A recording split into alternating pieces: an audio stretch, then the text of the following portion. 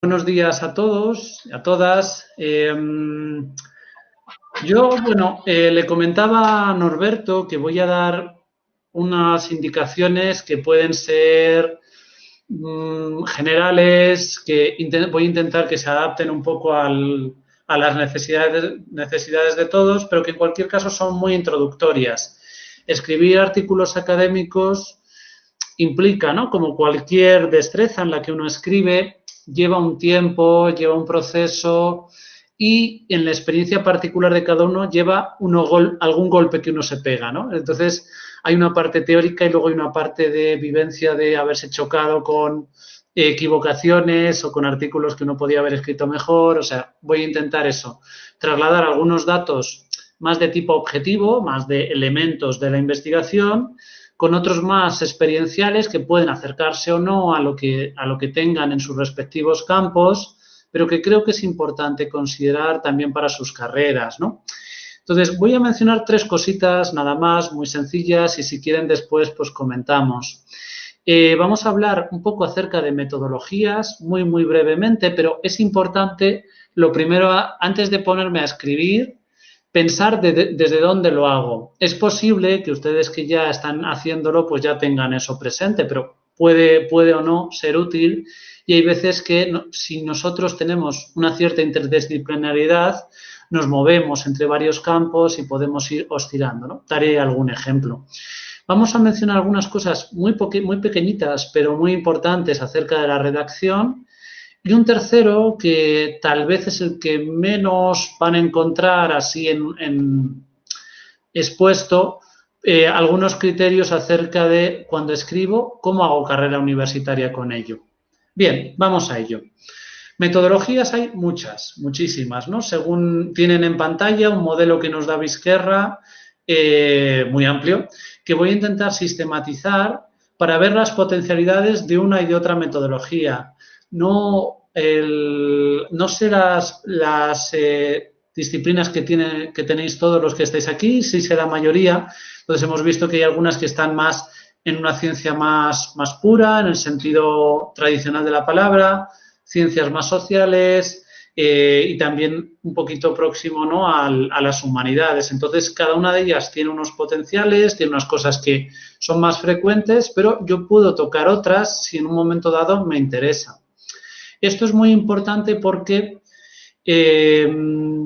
yo no voy a poder enseñar nada que a lo mejor no sepáis, o no sepan, pero tal vez sí darnos cuenta, y eso es ahí donde yo, pues al principio me choqué unas cuantas veces, que cuando yo voy a una revista, la revista normalmente está orientada a un tema y a un cierto tipo de metodología. Entonces, si yo oriento un artículo estupendo, pero una de esas dos cosas no encaja, pues me lo van a rechazar, simplemente. Bien, entonces, vamos a ver un poquito, ¿no?, como modelo de posibilidades, qué cosas se pueden investigar, ¿no? O sea, qué esquemas podemos seguir muy a grandes rasgos, ¿no? Yo cuando investigo puedo hacer básicamente tres clases de líneas. Una que llamamos la investigación básica, que es aquella que se caracteriza por intentar comprobar hipótesis de manera deductiva o inductiva. Una investigación aplicada, que es aquella que se mueve más en el terreno, ¿no? Es decir, tendríamos una primera que tiene un valor más teórico, o sea, que extrae datos, pero que es más analítica. Una segunda que es más de campo, más de estudio, en algunos casos, pues en aula, antropológicos, de dirigirse al espacio directo. Y luego una tercera, que es establecer estados de la cuestión, en el que hago un compendio de qué ha dado los estudios, ¿no? Es decir, ahí no aporto en principio nada propio, sino que más bien hago una recopilación de datos. Entonces, siguiendo esto, vamos a ir viendo algunos ejemplos, porque, como les decía, cualquier campo da un poco todo, ¿no? Es decir, si yo estoy trabajando desde la neuroeducación, por ejemplo, yo puedo trabajar y puedo hacer estudios de tipo básico, de tipo, por ejemplo, correlacional, en el que yo a lo mejor vea la relación entre dos variables, a lo mejor la relación entre la motivación y algún elemento educativo, ¿no? Por ejemplo, el que sea. Puedo también hacer una intervención que sea más de tipo aplicado. Puedo hacer algo, perdón, que vaya dirigido al aula. Es decir, algo que tenga, por ejemplo, sea investigación-acción. O puedo simplemente ver cómo ha recorrido, ¿no?, qué estudios ha habido hasta el momento acerca de la motivación en cierta materia, por ejemplo. Bien, entonces, el primer nivel lo tendríamos con la investigación básica. Estas tienen, el objetivo que tienen es aumentar la teoría, como ya decíamos, no tiene, por lo tanto, una aplicación inmediata, como sí lo tendrá el segundo tipo del que vamos a hablar, y su objetivo viene dado por eso, por el avance de la ciencia, por describir fenómenos, comprender elementos, funcionamientos, ¿no? Tiene ese valor teorizante de desarrollar un modelo, de explicar el cómo, el por qué, comprender en profundidad los significados, ¿no? Son distintas maneras de decir la misma cosa. Ahí, en esa investigación básica, podemos tener dos vías, ¿no? Dos vías metodológicas, ¿no? Dos paradigmas, el deductivo y el inductivo, ¿no? Deductivo, porque yo a partir de una serie, ¿no?, yo puedo a partir de una investigación llegar a esa teoría, o yo puedo a partir de unos datos, como diríamos en lo siguiente, en lo inductivo, generar el modelo. En este tendríamos como primer ejemplo la investigación de tipo experimental, ¿no?, aquella que se hace en laboratorio, que se hace de manera controlada. Entonces, para tener esto, tenemos que tener una serie de condiciones que hay ciertas disciplinas que tienen más difícil y otras que tienen más fácil. El tener un grupo experimental, que es aquel al que se le interviene, al que se le aplica una variable, y tener un grupo control al que no se le aplica y que no sabe que no se le ha aplicado. Esto es mucho más fácil en las ciencias experimentales, ¿no? Si estamos trabajando en cuestiones a lo mejor de robótica, pues ahí posiblemente es más fácil porque entra en algo de un ámbito más material, ¿no? Conforme nos vayamos a elementos más subjetivos, más de las ciencias sociales, humanidades, necesitará más definición, y si estamos en unas humanidades puras, pues es muy difícil, ¿no? Porque tenemos que partir de que controlamos la realidad, controlamos el azar, es decir, intentamos evitar que haya variables que se cuelen, ¿no?, en nuestro estudio. Si yo, por ejemplo, quiero ver el valor de la motivación para la adquisición de un idioma, por ejemplo, claro, tengo que tener en cuenta, tengo que intentar hacer un estudio en el que no me afecten otras cosas, como pueda ser el cansancio de los alumnos, como pueda ser la edad, el estado de ánimo. Tengo que plantear una serie de elementos que eviten que hayan otras variables que sean las que estén produciendo el efecto que yo creo que es mi resultado. Por ello, muchas veces se trabaja, sobre todo eso, en el ámbito de las humanidades, ciencias sociales, más en un diseño de tipo cuasi experimental, porque son aquellos en los que también se manipula una variable, pero no se requiere, no se cimenta tanto en ese control experimental, ¿no? En estos, por ejemplo, los sujetos no son asignados al azar a los grupos ni emparejados, sino que ya estaban conformados. Es lo habitual que hacemos en una universidad. Cuando yo a lo mejor al curso de primero le aplico una variable, al de la mañana le aplico una variable y al de la tarde no, pues eso ya no es experimental, porque hay una variable de que puede que esos sujetos entre sí sean diferentes, ¿no?, por poner un caso, ¿no? Es muy habitual que eso, salvo que tengamos un estudio muy, muy controlado en laboratorio, normalmente acabamos aquí, aunque estemos haciendo cualquier tipo de investigación básica. No sé, entonces, bueno, tendríamos eso que, bueno, pues la falta de aleatorización, el problema que tiene es que, claro, yo no voy a poder sostener en mi artículo que mis resultados tienen una gran validez, porque no la puedo controlar. Bien, la segunda variante dentro de estas investigaciones básicas sería de tipo inductivo, en el que yo, a partir de muchos datos que recojo, llego, ¿no?, llego a una conclusión. Uno de ellos puede ser la investigación exploratoria, que son habitualmente iniciales, en campo poco abordados, en los que todavía tengo pocos datos. Suelen ser aquellas en las que abro un ámbito y nos permiten, bueno, pues recabar datos, ¿no? son débiles desde el punto de vista a través de la validez y de la fiabilidad, pero nos otorgan esa flexibilidad y una metodología amplia para recabar esa información, ¿no? Entonces, su finalidad última es eso, recabar, conseguir un conocimiento, elaborar conceptos que posiblemente en un segundo estudio me lleven a ir al tipo experimental o cuasi experimental que veíamos antes, ¿no? Tenemos también investigaciones de tipo descriptivas que no se plantean, por lo tanto, llegar a ningún tipo de hipótesis diferentes, sino simplemente a mostrar una realidad, ¿no? Entonces, describen con mucho detalle pues, un individuo, una situación, un grupo, ¿no? Las investigaciones de tipo sociológico suelen empezar por aquí, ¿no? Es decir, pues mostrando una realidad y luego ya a partir de ahí se podrá generar una teoría. En un segundo nivel, su alcance se extiende hasta la determinación de la frecuencia con que ocurre algo, ¿no? Ahí podemos jugar con un poquito de estadística y aquí, ¿no? Con la información obtenida se analiza con criterios cuantitativos y cualitativos, ¿no? Estadísticos y valoraciones reflexivas.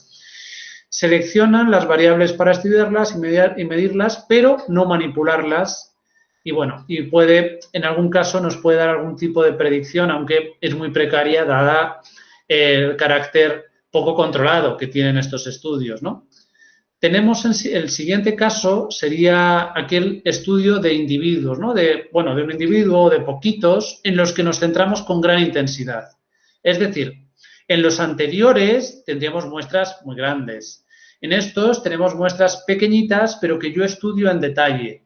Pues hay veces, por ejemplo, en los estudios de humanidades o ciencias sociales, que yo no dispongo de una enorme muestra, pero sí puedo a lo mejor a un sujeto entrevistarle y a lo mejor yo para su tarea de neuroeducación y su motivación, pues no tengo muchos alumnos, pero a uno le hago una entrevista después para saber cómo se ha sentido, qué reacciones ha tenido, en qué se ha fijado o cómo ha hecho o se ha traducido un texto, pues cómo ha seguido ese proceso, que a lo mejor estadísticamente no lo podía procesar, pero sí puedo en unas entrevistas, ¿no?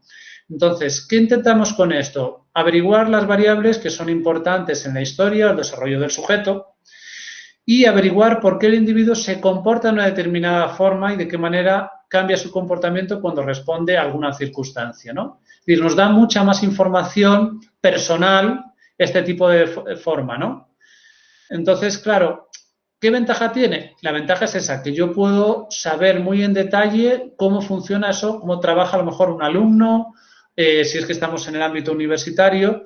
Claro, la deficiencia es que yo influyo mucho en la manera, ¿no? Es decir, es muy poquito objetiva. Estoy con la manera con la que pregunto, mi presencia, estoy distorsionando que podamos obtener ninguna clase de dato numérico o ninguna clase de dato que yo pueda extraer unas conclusiones significativas desde el punto de vista estadístico, ¿no? Eso no lo voy a poder hacer casi con ninguna facilidad, ¿no? Entonces, nos sirven principalmente para generar hipótesis. Por eso decíamos, estos estudios segundos inductivos habitualmente se hacen antes o no, depende, o sea, puede ocurrir que no, puede ocurrir que a mí me interese solo esto, pero en muchas ocasiones se hace esto y después se puede ir, ¿no?, a los estudios de tipo deductivo. Vale. Tenemos también la investigación de desarrollo, que es aquella que pretende describir los cambios o diferencias que ocurren durante el desarrollo evolutivo, se entiende, ¿no? Entonces, se dividen en estudios transversales y longitudinales. Es decir, aquellos que se hacen en un momento dado, en calas concretas, o aquellos que se sigue al sujeto y se le toma medidas cuando tiene 10, 14, 18, 25 años, ¿sí? Entonces, estos estudios, claro, no son muy costosos porque son medidas muy puntuales, pero si se hacen en un momento dado, pues no hay mortalidad experimental, es decir, no hay problema porque el sujeto lo tienes. Si esperas muchos años, pues puede, pues morir en el sentido literal o puedes no encontrarlo, ¿no? Pero el problema fundamental de estos estudios es que tienen una falta de comparabilidad, ya que solo difieren en la edad, no permite tener una idea de la dirección del cambio, no dicen nada acerca de la continuidad, ¿no? Es decir, simplemente están ubicados, si a mí me interesa, supongamos, saber cómo traduce un alumno de primero, de tercero y de quinto, ¿sí? Es decir, en ese sentido me pueden servir, pero no, el resto de comparativas evidentemente no las tenemos. El siguiente, yo creo que ya con esto voy terminando esta clasificación, que es muy, muy útil porque es muy, muy sencillo, es el correlacional que se combina con distintas cosas, ¿no? En la medida que yo tenga números, yo puedo establecer comparaciones correlacionales, ¿no? Ver si hay variables que se asocian entre sí, que una crece con la otra, o que son inversas, o que no hay relación, ¿no? Miden con precisión eso, el grado de relación, que puede ser positiva o negativa, es decir, en la misma dirección o en la contraria. Estos sí que tienen que tener una hipótesis de partida de lo que se espera, ¿no? Yo ahora en estos días estoy investigando precisamente con la Universidad de Perú la relación entre la motivación y la adquisición, en este caso, del francés, ¿no? Bueno, pues entendemos, claro, que debe haber una relación positiva, más motivación, más mejor adquisición, ¿no? Y bueno, pero luego hay que comprobarlo con los números, ¿no? Vale. Bien.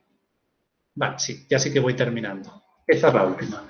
La última, que también es combinable con las anteriores, es la de tipo etnográfico. Yo puedo hacer una investigación más puramente cualitativa apoyándome en cuestiones más de tipo antropológico, psicológico, ¿no?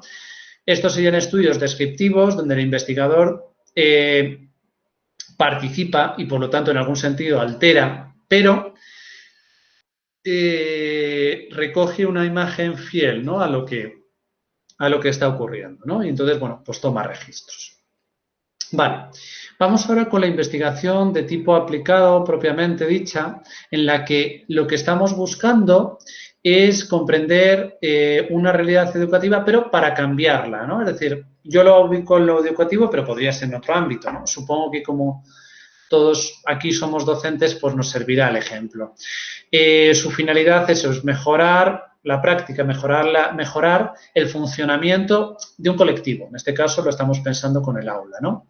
Un elemento muy, muy utilizado para el aula, que casi, casi nos serviría para hacer una programación de aula, sería la investigación-acción. Es aquella en la que el investigador, bueno, pues sirve como cronista de una realidad social y agente del cambio. Es decir, se plantea la investigación para mejorar algo. A ver, ¿cómo puedo hacer yo para que mis alumnos escriban mejor? Pues planteo una actividad, recojo unos datos, lo evalúo, ¿no? Que en buena medida es lo que ya hacemos en el aula, a lo mejor sin plantearlo investigadoramente, ¿no? Es decir, yo tengo que pasar un proceso con los alumnos y ayudarles, pues simplemente es llevarlo a lo concreto. Bien. Entonces, el investigador en este caso es un facilitador. Aquí no importa, ¿no?, que sea contaminador de la realidad porque, bueno, pues contaminas, pero en la dirección que quieres, ¿no? El investigador pasa junto a los participantes a formar parte sobre todo del proceso de decisiones, de hallazgos. Bien. Y se cumple con los siguientes pasos: diagnóstico, plan de acción, evaluación, reflexión y generación de nuevas preguntas, ¿no? Cualquier materia que nos hayan dado en la que el profesor verdaderamente nos haya dado un feedback y una retroalimentación del curso, en el fondo usaba esto, aunque no lo llamáramos de esta manera. El segundo caso sería el de los proyectos factibles, ¿no?, y que se refiere a la investigación, elaboración y desarrollo de una propuesta de modelo para solucionar problemas o necesidades organizacionales o grupales. Es decir, aquí estaríamos pidiendo, a diferencia del anterior, al alumno a que se implique en la elaboración de algo, en el desarrollo de algo, ¿no? Entonces, son actividades vinculadas entre sí que permitan el logro de objetivos. La finalidad radica en el diseño de una propuesta de acción para resolver ese problema. Bien, esto básicamente todo ello dice lo mismo, que son también cosas que seguro que como docentes en algún rato hemos hecho. Si hemos trabajado por proyectos, pues básicamente es lo que pide para escribir este tipo de artículos, ¿no? Bien, tenemos también la investigación de tipo evaluativo, que lo que pretende es medir los efectos de un programa por comparación con las metas que se propuso alcanzar, ¿no? Es decir, la única diferencia con esto es que yo puedo trabajar con un programa determinado, con algún tipo de metodología dada, para ver cómo funciona. Esto es especialmente interesante si hay investigación previa, si no, no tiene mucho sentido. Es decir, si yo he leído un artículo de que alguien ha utilizado cierto método para enseñar física, para enseñar traducción, para enseñar pedagogía y le ha funcionado de una determinada manera, pues yo lo aplico, lo replico y puedo ver en qué medida me funciona a mí y hacer comparativa. Vale, por último, y ya les dejo de metodologías que sé que son bien áridas, estaría el estado de la cuestión, que se refiere, como decía, a esos estudios que lo que pretenden es sintetizar. Pueden sintetizar por la vía de la bibliografía, es decir, ver quién ha escrito sobre un determinado tema, de manera que lo que nos interesa son las fuentes, ¿no? Las fuentes, los contenidos que están dados, las obras más que los autores, ¿no? Y luego tendríamos la revisión sistemática, que la diferencia estaría puesta en que lo que hace es plantear modelos. Es decir, aquí estaría en textos, en distintas obras y aquí más bien en los modelos que hay, ¿no? Es decir, si yo, por ejemplo, me planteo la traducción, pues tendré que ver los distintos modelos con los que ha ido evolucionando la traducción y la comprensión del lenguaje, ¿no? Vale, estos son integrativos, retrospectivos y secundarios que sintetizan esos resultados de muchas investigaciones. Pueden identificar, y eso puede ser interesante, ¿no?, las discrepancias y contradicciones, es decir, ha habido distintas escuelas en la traducción y entre ellas dicen cosas diferentes o han dicho cosas diferentes en momentos distintos, ¿vale? Entonces, yo esta la puedo llevar por la vía cualitativa, como es básicamente lo que estoy comentando, o por la vía cuantitativa si es que hay datos al respecto, ¿no? Es decir, si yo tomo investigaciones que han conseguido resultados distintos, a lo mejor en la comprensión de los alumnos, numéricamente, pues ver qué efectos han provocado. Vale. Voy a comentarles a continuación sobre redactar y después veremos un poquito de criterios y si quieren al final me preguntan. El segundo criterio que voy a trabajar muy brevemente, porque esto sí que exigiría un día entero, bueno, un seminario pero largo, es la cuestión de la redacción.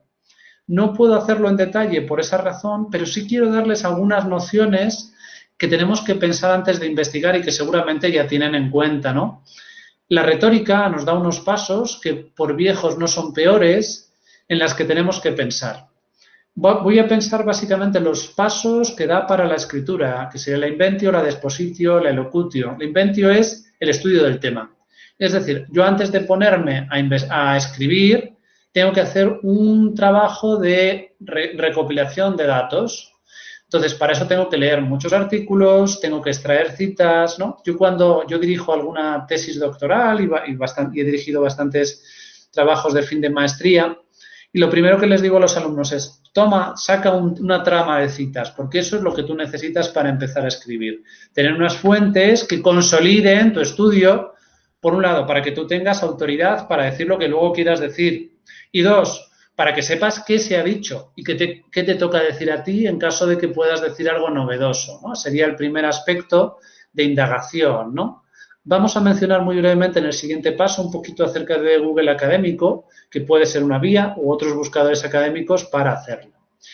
El segundo elemento tiene que ver con la disposición, el orden, la estructura. Tengo que tener claro cómo quiero organizar mi artículo.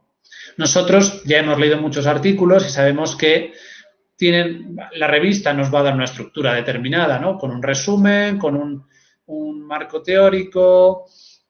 En caso de que estemos trabajando de un modo más experimental, pues tendremos efectivamente que explicar una metodología con una muestra, con el procedimiento, con las herramientas, ¿no? Que si estamos en un ámbito más humanístico, pues no tendremos, pero si estamos en un ámbito más de humanidades o ciencias sociales, en cambio sí tendremos probablemente distintos apartados para exponer y unas conclusiones que recojan lo desarrollado, ¿no?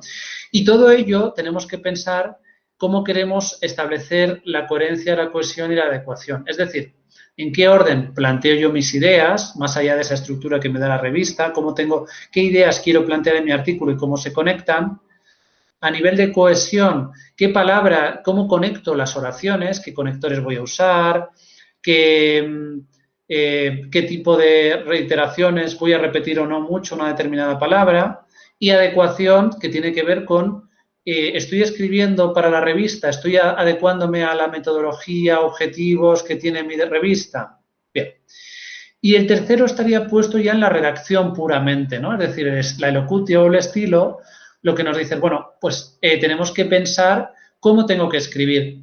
Y claro, el discurso científico es parecido, pero varía mucho. Es decir, por eso aquí no me atrevo yo a dar pautas muy concretas, porque no es lo mismo escribir para robótica que escribir para traducción, que escribir para educación, porque son ámbitos que tienen, lo primero, sus léxicos. Lo segundo, hay ámbitos, digamos que más, los ámbitos de la ciencia pura exigen una redacción muchas veces muy objetiva, muy reiterativa a veces, ¿no? Porque es un discurso que está más puesto en el contenido que y busca una forma muy sencilla de transmisión. Cuando estamos en un ámbito más de lo humanístico, eso no es del todo diferente, pero se juega a veces más con un sentido más a veces no poético, pero más elaborado en el lenguaje, ¿no? Más con el sinónimo, más con una estructura diferente, más subjetiva, ¿no? En cierto modo, como lo es la experiencia. Bien, entonces esto pues sería lo que tendríamos que pensar cada uno conforme a su disciplina. Por último, les quería comentar algunas cosas acerca de la carrera universitaria, que es donde yo más choques me di, porque de primeras al principio no tuve una buena orientación y bueno, pues yo escribía donde me parecía bien y eso fue muy divertido, pero me dio pocos resultados académicos, ¿no? Para mi carrera no fue tan bueno. Un elemento, les voy a plantear cosas muy genéricas, muy sencillas, pero que no sé si se habrán planteado y si no se han planteado, pues sí les servirá porque tiene que ver con el valor pragmático de lo que hacemos, ¿no? Cuando yo empiezo a escribir, antes de empezar, ¿no? Lo mismo si es un artículo, lo mismo si es un libro.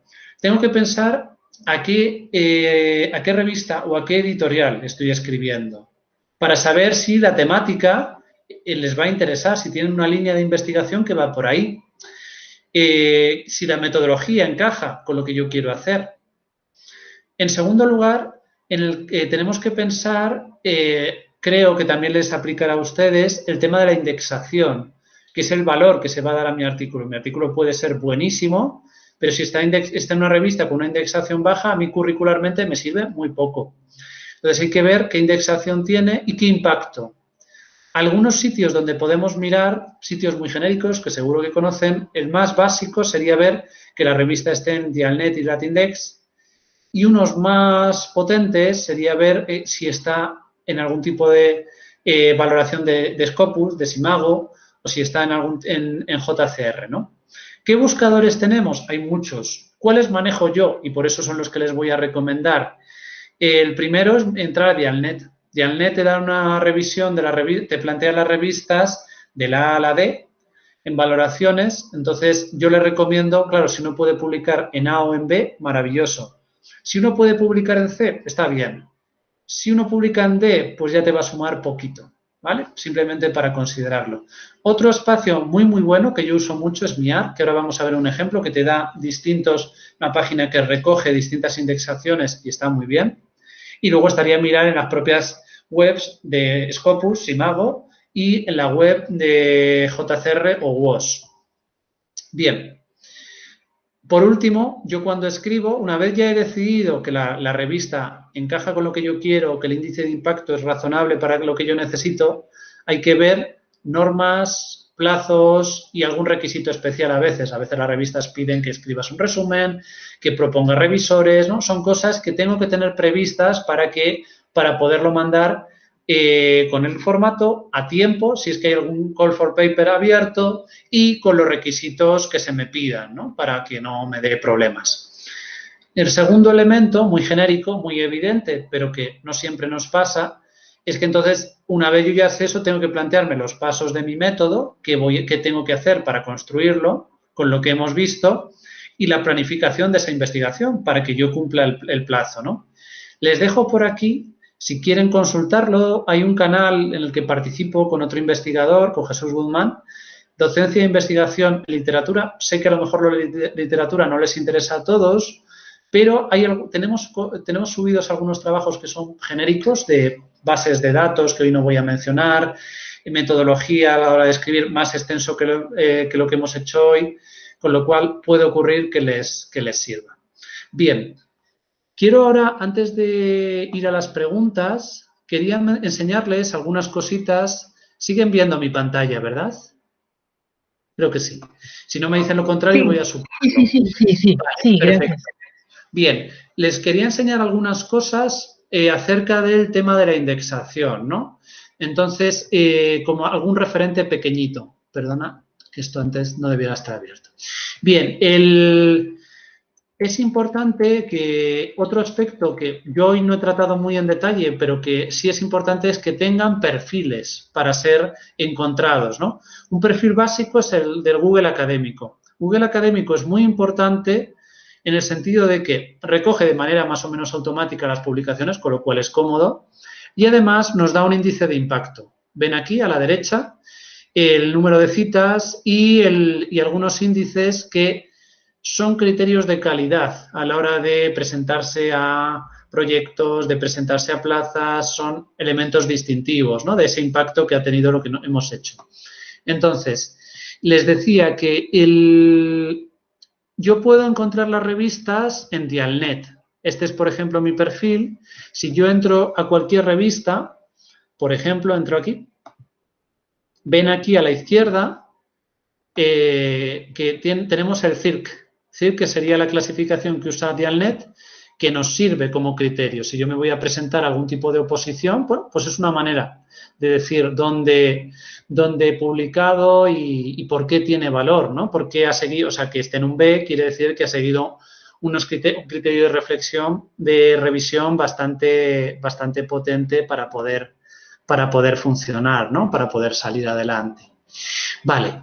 Les recomiendo también que tengan perfil academia, que es muy bueno para trasladar sus publicaciones, ¿no?, para tenerlas. Entonces, del mismo modo, si quieren, los mismos materiales que les decía antes en esa cuenta de YouTube, pues yo los tengo también subidos acá.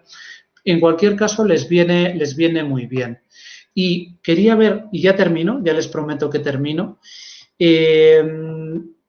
por ejemplo, un caso de alguna revista así un poquito bien indexada que nos pueda servir para verlo en Simago y para verlo en MIAR. Si, por ejemplo, a ver, ¿cuál podría ser? Vale, no, es que todavía yo creo que no está por aquí. Miren, por ejemplo, esta yo creo que nos vale, Anales de la Literatura Española. Si esta revista, por ejemplo, la queremos consultar, yo, por ejemplo, pongo MIAR, Anales.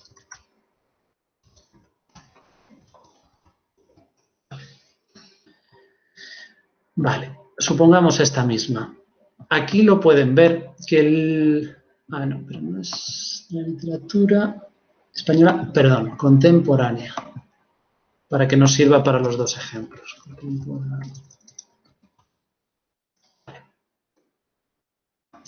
Sí debe ser. Aquí lo tienen. Miren, esta página está muy, muy bien porque nos recoge si una revista, los índices en los que está, ¿no? Esta revista está en Scopus, está en otros índices que tienen que ver con la Web of Science, o sea, Arts and Humanities Citation pertenece a ello, está en Dialnet y además nos da un índice numérico. Yo no sé, supongo que a ustedes les asedian igual que aquí en España con el tema de los números. Es otro dato que yo puedo dar. Esta revista tiene un índice de impacto conforme a esta página muy, muy alto, ¿no? Si yo ahora me voy a Simago, lo pueden ver aquí. Todo esto es muy sencillo de consultar y en caso de que no lo hayan hecho hasta ahora, bueno, pues les va a ayudar mucho a poder valorar en qué medida les conviene escribir un artículo, ¿no? Esta revista, por ejemplo, perdonen, aquí, como ven, lo que nos da es el cuartil en el que está. Esta revista, bueno, pues no es un cuartil muy alto, es el más bajito de Scopus, bueno, está dentro, ¿no? Pero, como ven, incluso hay un tema aquí que uno debe ir siguiendo, ¿no? Esto tiene un valor casi bursátil. Esta revista, como ven, en los últimos 10 años En algún momento estuvo en el Q1, estuvo en Q2, cayó, volvió a subir, ¿no? Es decir, va variando. Entonces, es algo que también tenemos que tener en cuenta. Entonces, bueno, estas son indicaciones muy genéricas, como les decía, pero es bueno que antes de que escriban se planteen un poco las tres cosas que hemos visto. ¿Qué método quiero seguir? El cómo lo redacto y en tercer lugar, que no en tercer lugar cronológico, a lo mejor es en el primero, ¿a dónde va dirigido? ¿No? Esos tres elementos. Bueno, pues nada, quedo atento a sus preguntas. Hola, yo tengo una duda. Por ejemplo, el cuartil, ¿cómo voy a saber qué revistas tienen X cuartil? Bueno, ahí ya vimos en el buscador de Simago, pero ahorita me estoy metiendo a la página y para ver, por ejemplo, las revistas, ¿no hay así como una lista de revistas? Pues no, que yo conozca, no. Otra cosa es que como esto nos aprieta a todos, lo que sí hay con cierta frecuencia es alguien que te saca el listado de las primeras 10 revistas de JCR, el listado de las primeras revistas de Scopus. Yo en Simago no lo he visto, a lo mejor lo hay, ¿eh? Y yo me equivoco. El, Tal vez yo les comento la manera con la que yo funciono, que puede no ser la que les sirva.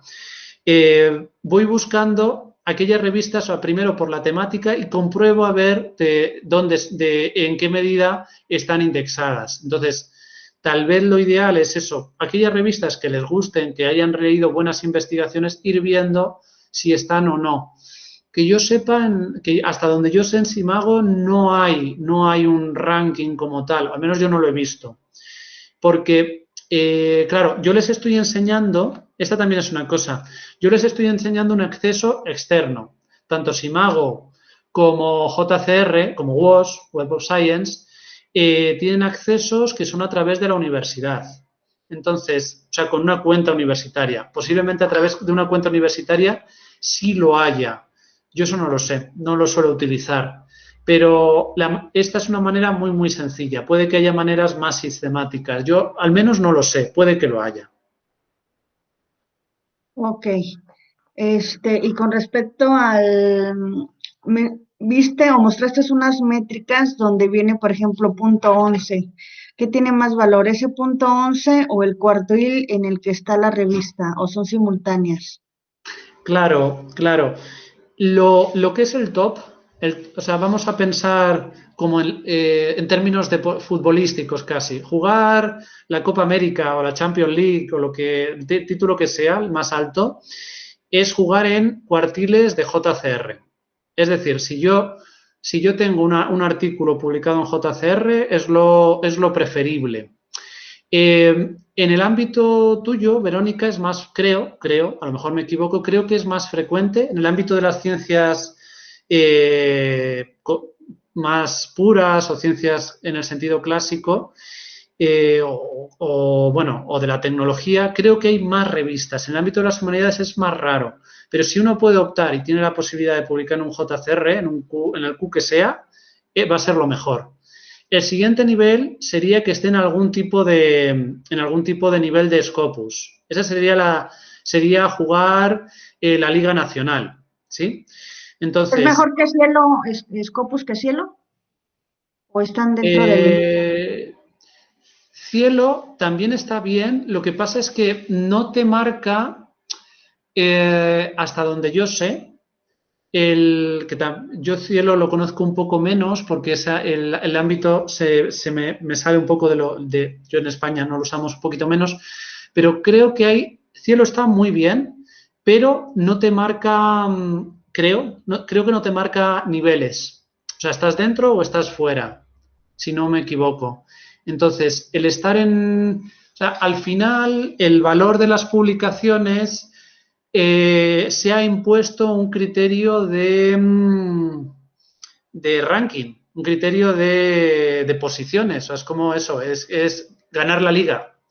Entonces, ser participativo, o sea, participar en la liga no es lo mismo que ganarla. Entonces, quedar en un Q1 de JCR, bueno, pues es como el culmen de todos los cúlmenes. Quedar en algún JCR, en cualquier caso, es muy bueno. El segundo nivel sería en el Scopus. Y yo creo, al menos en los criterios que tenemos aquí en España, que el tercer nivel estaría en las revistas que estén, efectivamente, Cielo posiblemente sea un poquito más exigente que Dialnet, porque demanda las revistas un poquito más a la hora para entrar, y Dialnet estaría en un nivel parecido. Entonces, lo que les he enseñado de MIAR no es ningún índice. O sea, MIAR, si se lo enseño otra vez un momentito.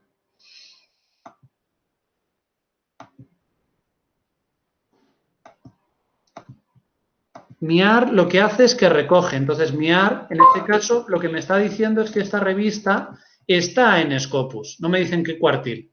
Entonces, MIAR va de 0 a 11, yo creo. No sé si hay algún número más alto, o a lo mejor hay 12, no sé.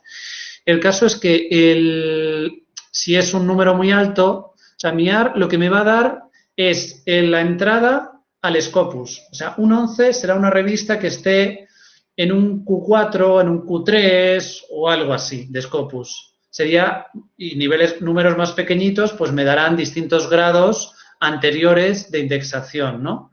El siguiente nivel estaría puesto, son los Scopus, y luego en los JCRs. Entonces, si yo tengo, por ejemplo, un Q3 de JCR, vale más que un Q3 de Scopus, porque es más exigente. No sé si me explico. Es decir, irían, no son como niveles estanco, pero sí más o menos están un poquito solapados. Es decir, tendríamos JCR, Scopus, Cielo, Dialnet. No sé si con esto respondo. Sí, sí, muchas gracias. Excelente, Santiago, muchas gracias. Quería hacerte una consulta.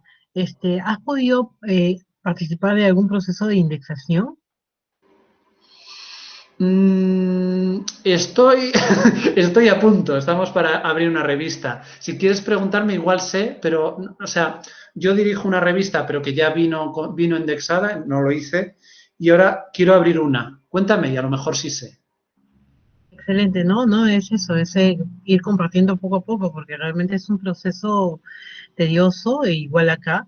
Entonces, nos interesaría saber un poquito también cómo se da eso allá, ¿no? En general, ¿no?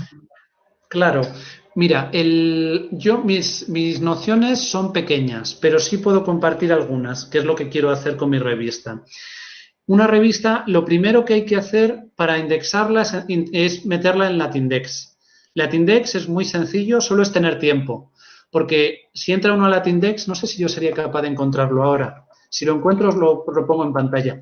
Si entras en Latindex, lo que te dan es como un listado de criterios. Entonces, simplemente es que los cumplas y te indexas. No tiene...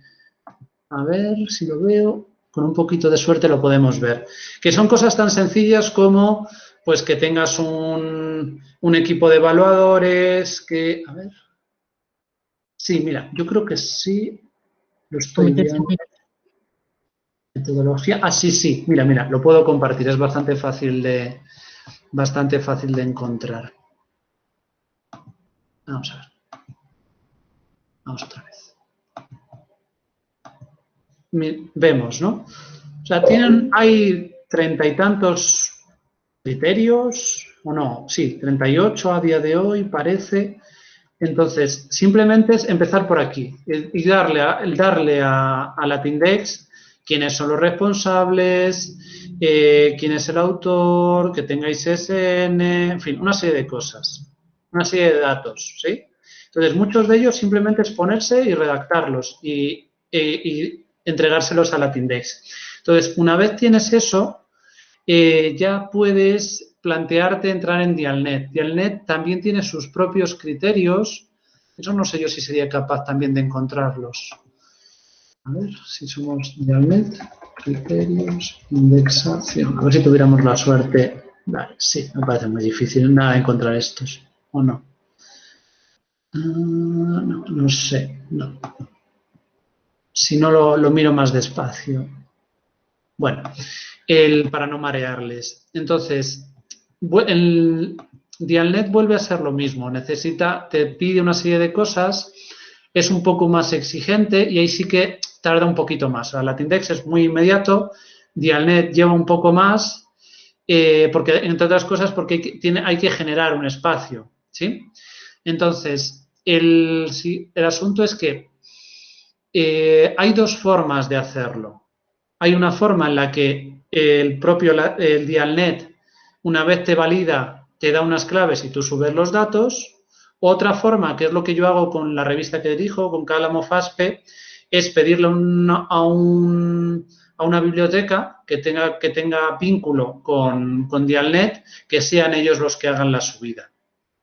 Entonces, esos dos pasos son cuestión básicamente de tiempo. O sea, no siempre... Dime. Cuando mencionas que tenga un espacio, te refieres al dominio, ¿verdad? Claro, o sea, el espacio, en el caso de Dialnet me refiero a que si tú entras a Dialnet, a cualquier revista, o sea, la revista tiene que estar construida, o sea, hay que subir los datos. Mira, por ejemplo, la que yo dirijo, esta. A ver, que comparto la pantalla. Presentar ahora, perdón, que se va ahí. Sí. Claro, tú tienes, por ejemplo, eso. O sea, se genera un espacio en el que hay que subir los documentos. O sea, Dialnet es como una especie de Open Journal, ¿no? Más o menos. Es decir, es un sitio donde vas subiendo cosas, ¿sí? Entonces, Dialnet sí te va a exigir que haya otro sitio donde esté. Entonces, tu pregunta es doble. Es decir, por un lado, tú tienes que tenerlos alojados en algún sitio y ellos después te los puedes trasladar ahí. Entonces, tienes varias opciones. Tienes abrir un espacio de Open Journal o, bueno, pues una web u otro sitio donde estén, o algún otro tipo de espacio donde pueden estar colgados, claro. Perfecto. Entonces, estos dos niveles, vamos a decir que, entre comillas, dependen de nosotros, en el sentido de que es hacer administración, simplemente. Cuando queremos indexar una revista en Scopus o en Web of Science es otra cosa porque, además de cumplir unos requisitos formales, hay que tener un cierto nivel de impacto. Entonces, ¿qué quiere decir? Que uno nunca entra directamente a Scopus con una revista, porque esa revista tiene que existir previamente y tiene que haber recibido un número determinado de citas cada año. Con lo cual, entrar a ese nivel es complejo. Es complejo porque ya implica tener una red grande de gente que te lee, que te cita. Es un nivel que demanda presencia, ¿no? Demanda un prestigio previo.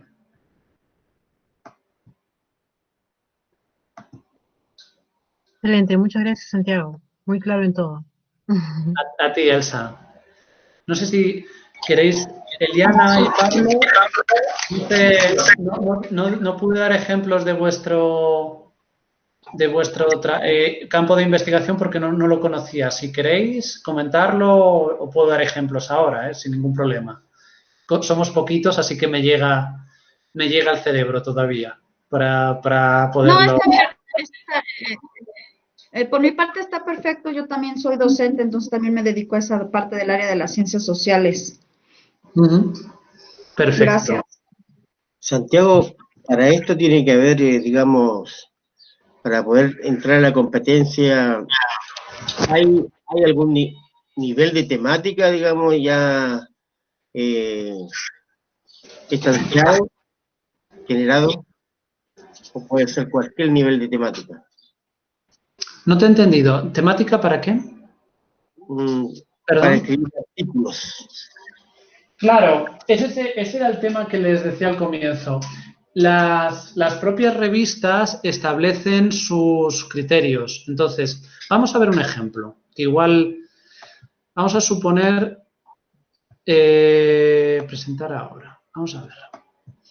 Yo sigo un sistema que es bastante pedestre, pero bueno, a mí me funciona. Supongamos que yo quiero escribir sobre neuroeducación, ¿no? Entonces yo diría, y quiero además escribir un artículo potente.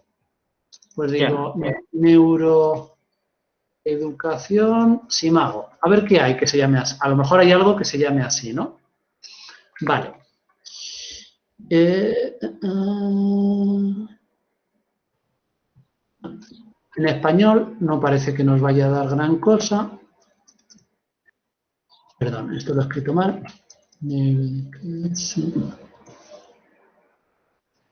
Neuroscience.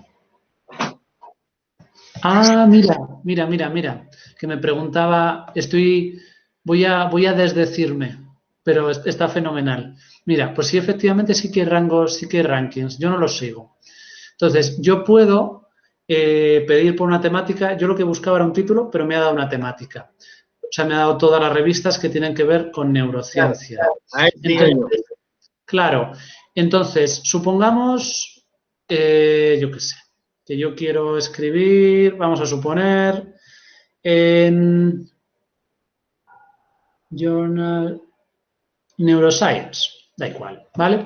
Entonces, yo lo primero que tengo que hacer es irme a lo que llaman el scope, ¿no? El ámbito, cada revista, en cualquier sitio, tiene que tener una descripción de lo que quieren publicar, ¿no?